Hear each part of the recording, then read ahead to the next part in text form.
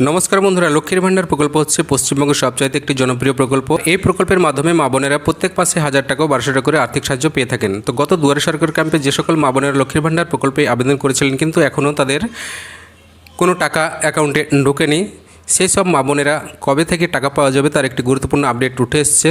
তাছাড়া যে সকল মা বোনেদের বয়স 25+ হয়েছে এবং লক্ষ্মীর আবেদন করতে চাইছেন, কোথায় কীভাবে আবেদন করবেন বুঝতে পারছেন না, তার সম্পর্কেও বিস্তারিত এই ভিডিওতে আলোচনা করা হয়েছে। তাই ভিডিওটি স্কিপ না করে সম্পূর্ণ দেখবেন এবং চ্যানেল নতুন হয়ে থাকলে চ্যানেলটিকে সাবস্ক্রাইব করে বেল নোটিফিকেশনটা অন করে রাখবেন। তো চলুন ভিডিওটি দেখে নিই। এখন আর শুধু দুয়ারে সরকার নয়, বছরে যে কোনো সময় লক্ষ্মীর ভান্ডার প্রকল্পের জন্য আবেদন করা যেতে পারে।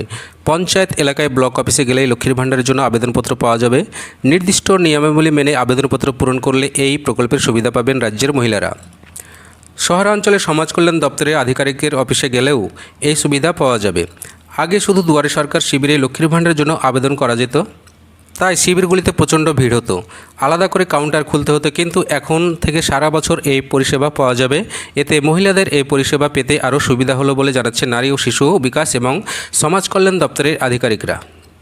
অর্থাৎ আপনারা এখানে বুঝতে পারলেন, এখন সারা বছর ধরেই লক্ষ্মীর ভান্ডার প্রকল্পের জন্য আবেদন করতে পারবেন। আপনারা যদি গ্রাম অঞ্চলে বসবাস করেন তাহলে আপনার যে বিডিও অফিস রয়েছে বা ব্লক অফিস রয়েছে সেই ব্লক অফিসে গিয়ে আপনি আপনার অ্যাপ্লিকেশন সাবমিট করতে পারবেন।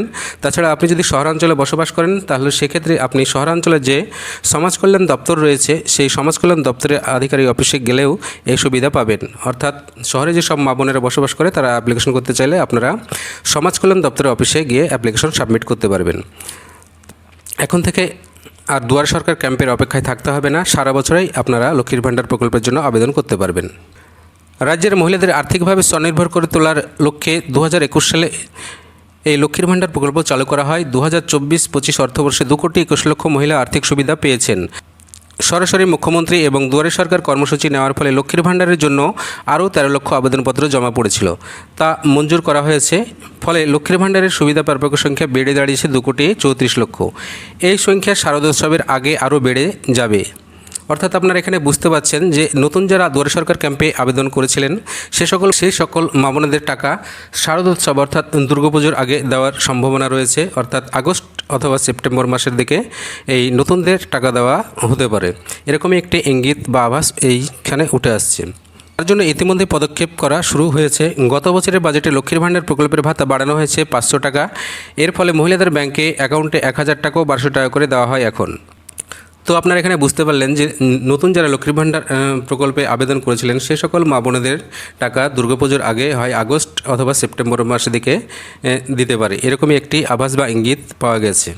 রাজ্যের 25 থেকে 60 বছর বয়সী যে মহিলারা রাজ্যে স্থায়ী বাসিন্দা তারা এই প্রকল্পের সুবিধা পান। তবে যদি কোনো মহিলা সরকারি বা সরকার পোষিত সংস্থায় চাকরি করেন তিনি লক্ষ্মীর ভান্ডারের জন্য আবেদন করতে পারেন না। এছাড়াও কোনো বিধিবদ্ধ সংস্থা যেমন পঞ্চায়েত, পৌর নিগম ও পৌরসভা থেকে যদি কোনো মহিলা বেতন পান সেক্ষেত্রেও তিনি আবেদন করতে পারেন না। এমনকি স্থানীয় স্বশাসিত সংস্থা থেকে যদি কোনো মহিলা বেতন বা আর্থিক সুবিধা পান তাহলে তিনি লক্ষ্মীর ভান্ডার প্রকল্প টাকা পাওয়ার যোগ্য বলে বিবেচিত হন না। রাজ্য সরকারের থেকে অবসরকালীন আর্থিক সুবিধা অথবা পারিবারিক পেনশন পান এমন মহিলারাও লক্ষ্মীর ভান্ডারের জন্য আবেদন করতে পারেন না। লক্ষ্মীর ভান্ডারে আবেদন করার সময় আধার কার্ডের ফটোকপি, প্রয়োজনীয় তপশিলি জাতি উপজাতির শংসাপত্র জমা দিতে হয়।